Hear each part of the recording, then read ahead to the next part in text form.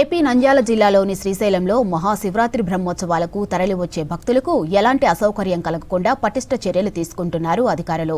భ్రమరాంబిక మల్లికార్జున స్వామి వారి దర్శనం కోసం ఆత్మకూరు నుంచి శ్రీశైలం వెళ్లే కాలినడక మార్గాన్ని నంద్యాల ఎస్పీ సునీల్ షౌరాన్ పరిశీలించారు.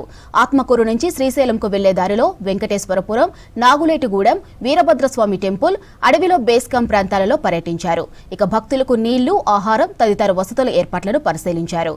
కాలినడక మార్గాన్ని పోలీసు స్వాధీనంలోకి తీసుకుని భక్తులకు ఎలాంటి అసౌకర్యం లేకుండా పటిష్ట భద్రతా చర్యలు తీసుకున్నట్లు ఎస్పీ సునీల్ షౌరాన్ తెలిపారు.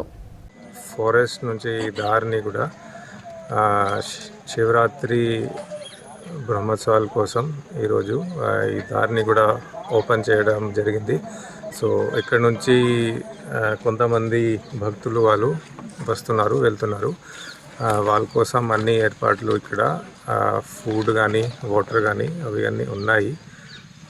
From safety point of view కూడా ROP and area domination parties as well పెట్టడం జరిగింది.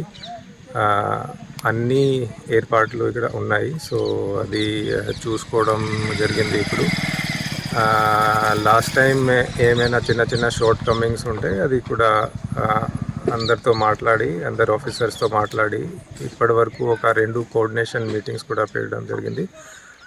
సో అవి అన్ని షార్ట్ కమింగ్స్ కూడా ఈసారి మేము చూసుకొని అన్ని మంచిగా